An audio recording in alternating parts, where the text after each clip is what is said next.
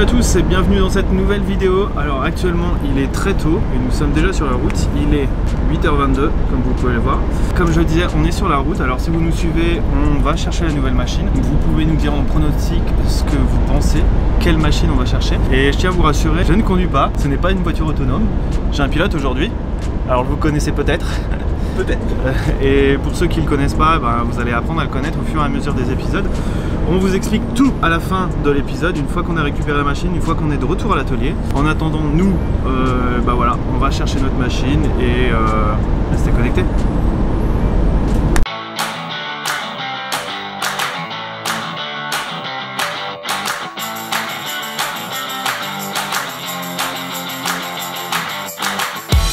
Je suis bourré, moi.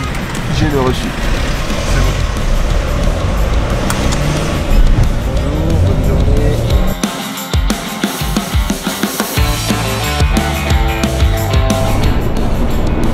Comment c'est? J'ai faim, c'est mon petit déjeuner. Et la faim n'attend pas. De la fille. Merci. On nettoiera le camion, hein, j'en ai pas. J'en ai plein à parler, il me dit rien.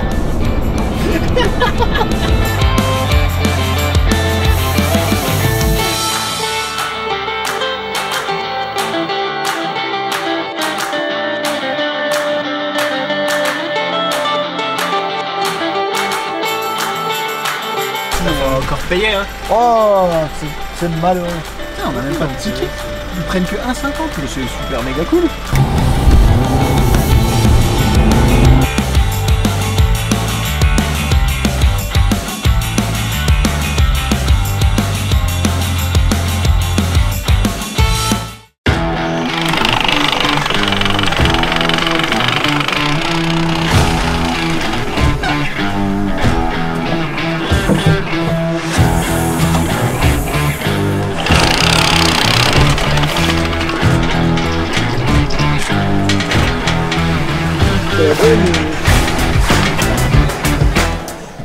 Et qu'est-ce qu'il y a, t'as un problème?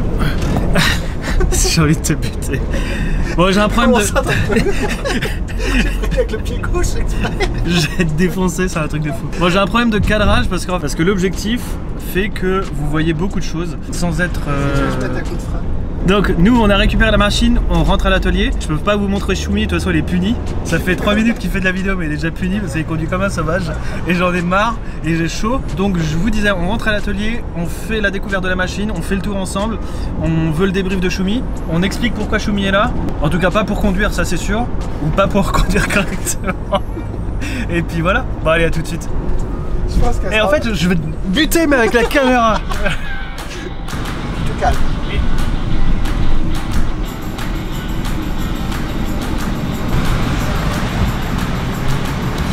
Prendre le ticket. Ouais, d'abord je retirerai la tessera. Il m'a l'air bien excité. Pourquoi il est énervé?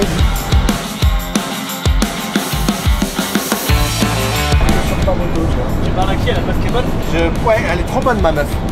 Jolie, tu disais? Ouais, dis-tu. Jolie, Gwen ne regarde pas la chaîne. Bon, pas de quoi tu veux parler. Tu parlais de la moto.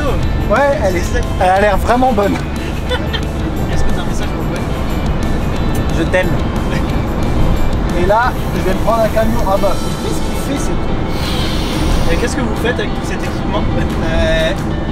Mais putain, tu fais quoi là? Mais pourquoi tu... Ah, mongolienne, va. T'es en forme, hein?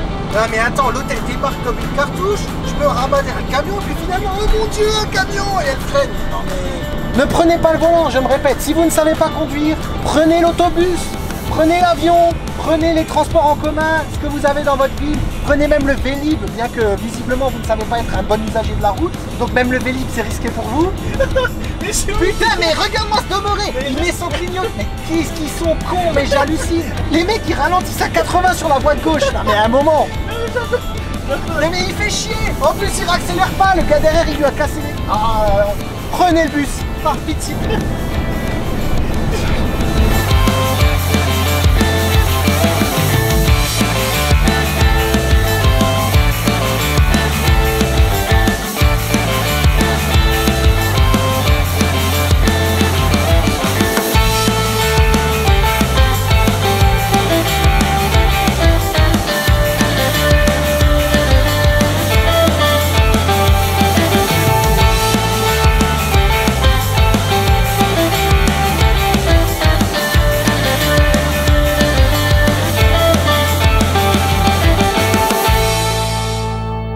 Nous sommes arrivés.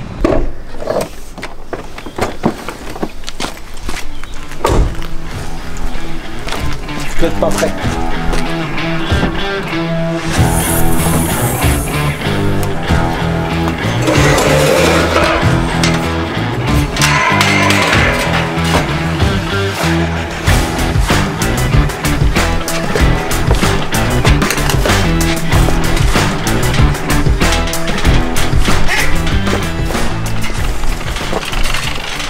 Comment? T'es pas prêt. T'es pas prêt pour tout ça. Attends. C'est trop pour toi déjà. Attends, faut que je leur montre. Voyez, il est encore là. Il est pas perdu. Je suis en vacances, je suis parti, c'est bon. Hein. Allez, ciao YouTube. Hein. Gaëtan, Ouais. tu vas leur manquer. Ah, mais eux aussi ils vont me manquer. Mais vu ce qu'il y a là, ça va être sympa. Mais tu reviens. Je suis pas très loin, t'en fais pas. Je vais être entre deux placards comme ça. Je vais y arriver si vous êtes pas prêts. Tu sais que t'es méga surexposé là. C'est le soleil, tu vois. C'est le soleil. Ça d'être un soleil naturel. Bon alors, qu'est-ce que t'en penses? Bah y'a rien à faire, c'est michto. Hein. T'es fou toi. Y a pas rien à faire. Mais ça on va leur expliquer après qu'il y a pas rien à faire. Mais c'est beau gosse, c'est en bon état. Hein. Moi elle est pas rouillée rien. Ça déjà t'as. Mais bon la visserie c'est du n'importe quoi. T'as 2 beaux pneus, un beau kit plastique, kit déco. Un bon kitchen. Ouais. Des horribles couvre-rayons. J'adore les couvre-rayons. Non il y a 2-3 bricoles qui puent du cul. Genre tu veux voir un truc qui pue du cul genre très très fort. Ouais. T'es pas prêt. Je te jure que t'es pas prêt. Ça c'est vraiment C'est neuf dans le papier. Attends. ça c'est Ah mais là il manque. Ah oui j'avais même pas vu ça. non mais c'est extraordinaire, c'est un 22 mm sur un 28. C'est tout à fait connu que tu peux mettre un... Mais avec 3 vis en plus. Tu vois. Là le téléphone, je Ah. manque de vis. Ça c'est... Bah, de tu toute vois, façon, ils pouvaient pas la mettre. là hein. tu vois, ça c'est Rocco Siffredi dans une pucelle. Là, ça marche pas. Pourquoi ils ont Et fait c'est ça? pas facile. hein. Mais parce qu'il a cassé l'eau, Ah j'en sais bah rien. c'est bien, je pense que t'as deux Mais il y a deux spies à bricoles. faire là. Il y a les deux, mais ça on le savait. Ah. Ça on le savait. Par contre, tu vois la durite du mauvais côté, la visserie complètement n'importe quoi, les plaquettes à faire derrière. T'es content? Mais c'est ce que. T'es content ou pas? Oui, je suis content. Parce qu'il n'y a pas trop. C'est pas non plus n'importe. Il y a un peu de bricolage, mais il faut le faire. Et ça démarre, ça fait de la backlife un peu ou Ok. pas? Ça Je fait peux- de la bavette Moi, ou je pas? suis un puriste, moi. Parce que là, vu l'angle qu'il y a, faut Mais limer non. comme ça. Mais Là. non, si on le coupe après, ça va être une Husqvarna. Mais non, mais on coupe pas, mais c'est. Non, On après, fait quoi? quand On il les sera coupe limé, ça va On faire. fait de la bavette On et la coupe où? faut faire de la bavette juste à Mais la on l'a Nico. fait à la Ronimac, alors moi je la coupe là. Où ça? Là, je la coupe là. Comme ça, avec une scie. Mais non, avec une roues arrière. Voilà, et je la coupe là. Regarde, le pneu, et je coupe là. il y a beaucoup de Ronimac. crampons là. Bah, c'est pas fait. En même temps, c'est fait pour. Hein. S'ils ont mis des crampons, c'est parce que c'est pas pour aller sur le béton. C'est fait. Moi, je suis un puriste, les gars. Eh, on peut faire notre story pour deviner. Sorry qu'ils pour devinent. deviner. Mais qui suffit qu'ils devinent. C'est- J'ai rien à deviner. De C'est de la tester. toute façon, je la cache. Ils verront pas. Voilà. Ils verront pas. Je la cache. Et tout. Ils sauront jamais. Voilà, c'est On tout. vous montre pas. Et Elle est géniale.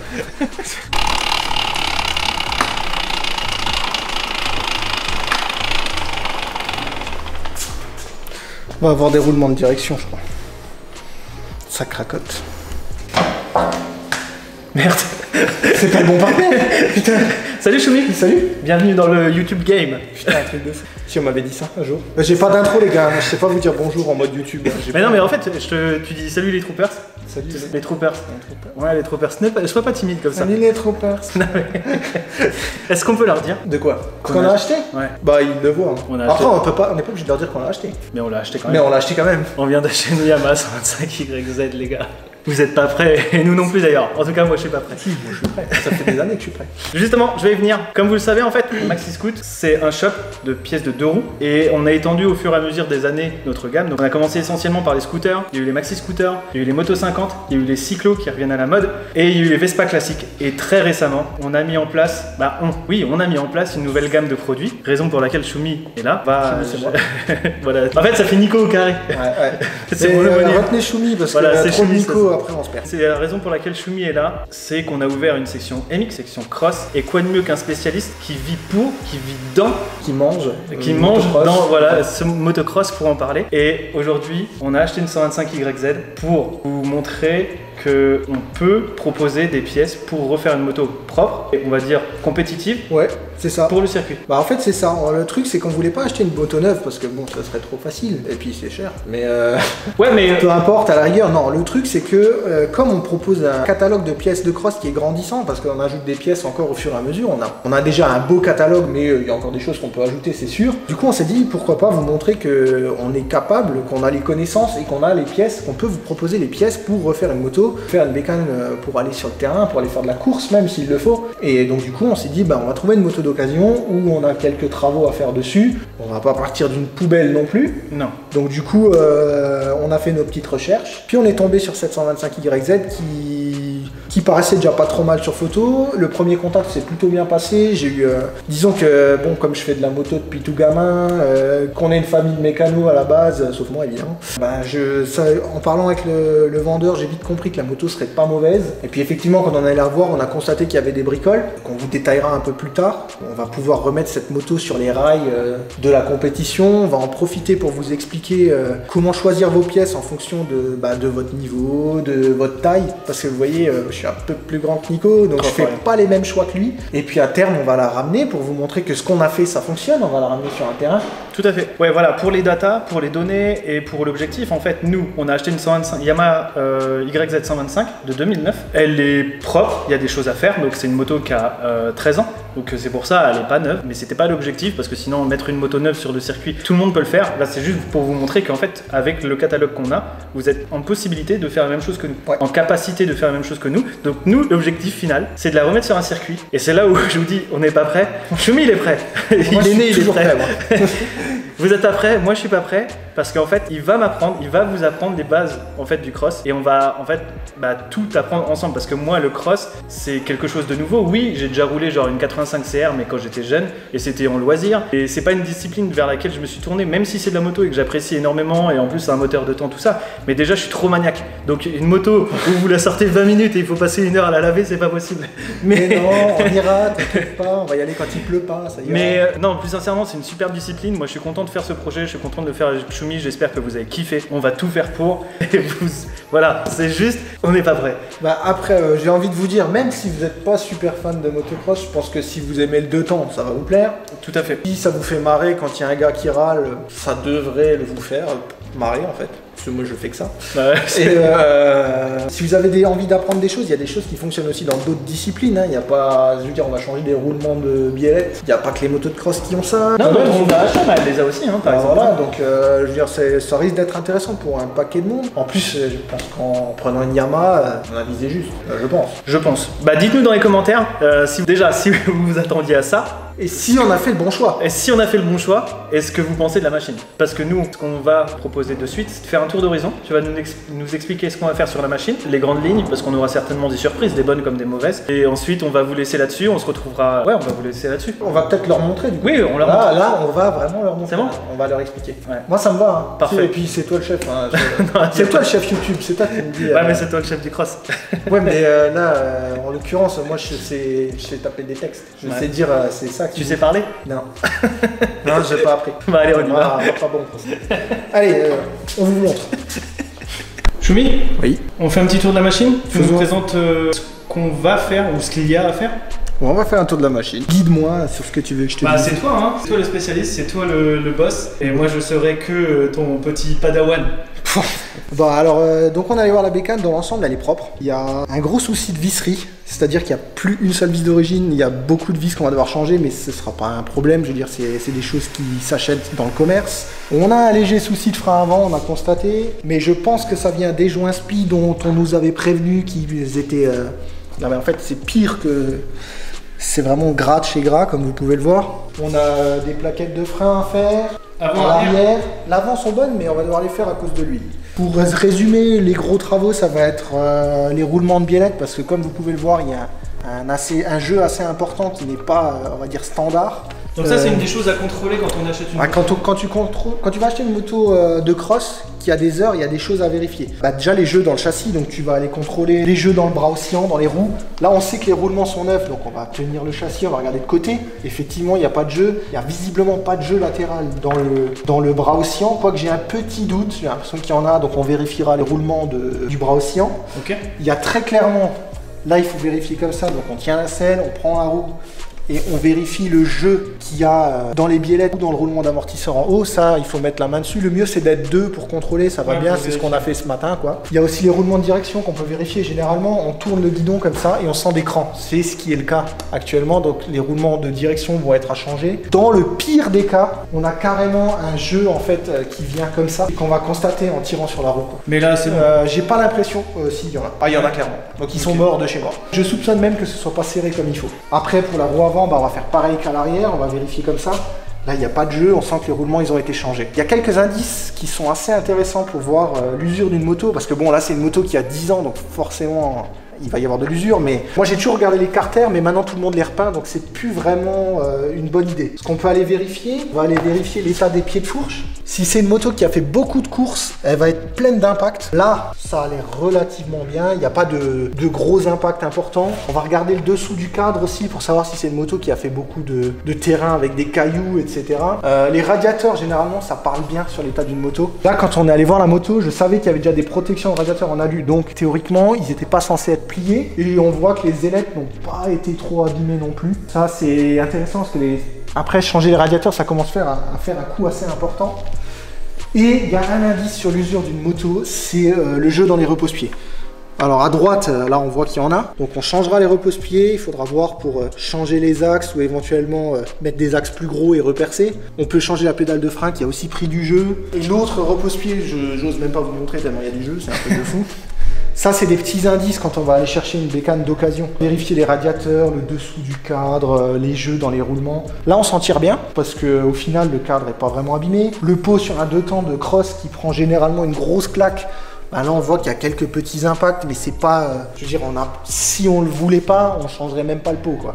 On a eu quelques bonnes surprises aussi parce qu'il y a un amortisseur Öhlins sur la moto. Ça, c'est cool. Et un amortisseur Öhlins, à savoir que ça doit être aux alentours des 1600 € en prix public. Donc c'est un bel amortisseur usine.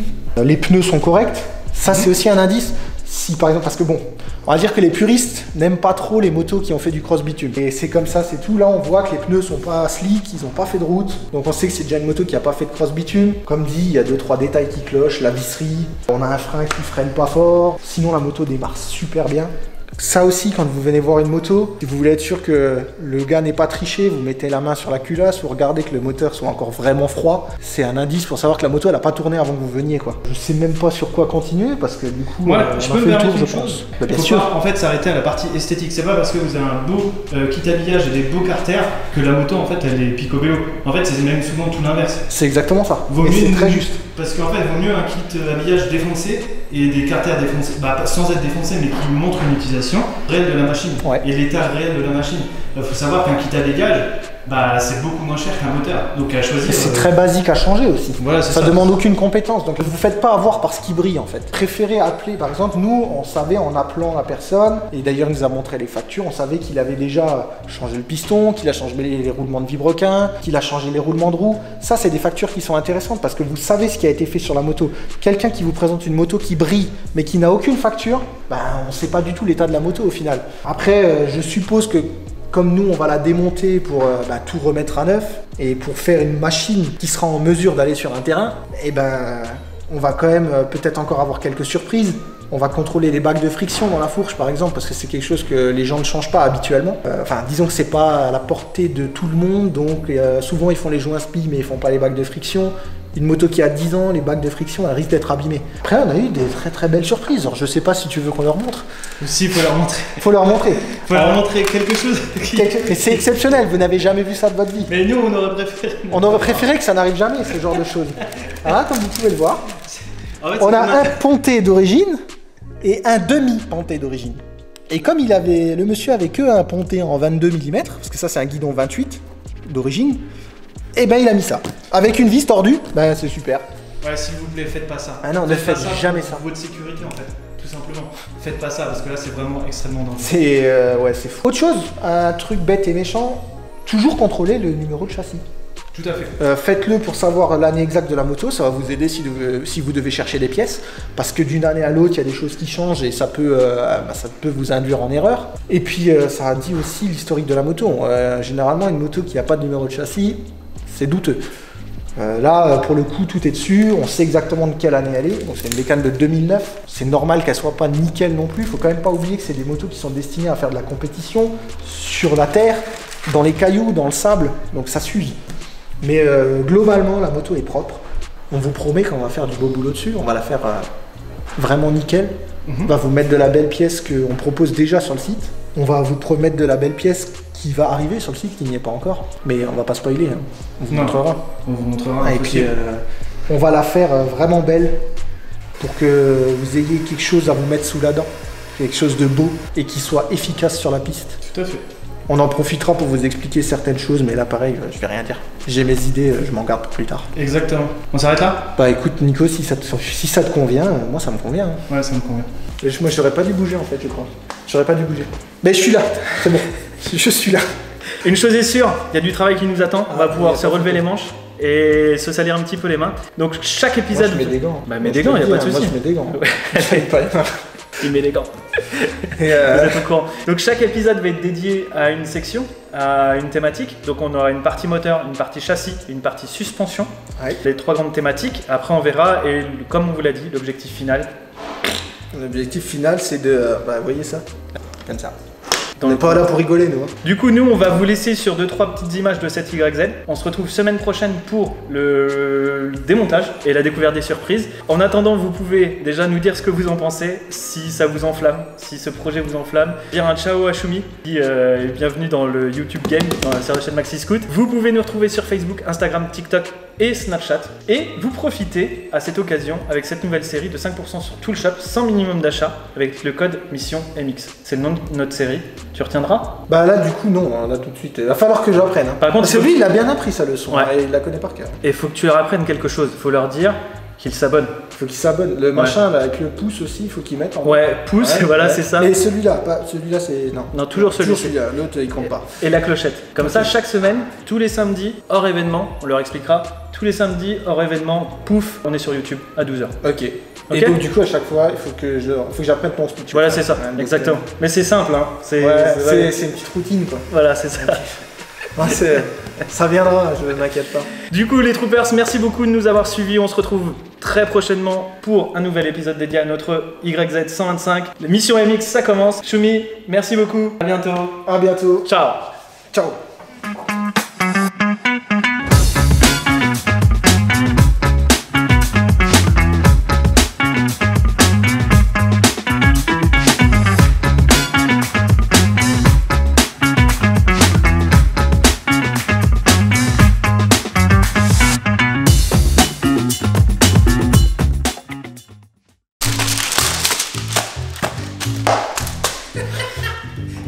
Oh, il me fatigue là, ça rentre pas bien. Mais on s'en fout, de toute façon, on va pas le remettre. Voilà.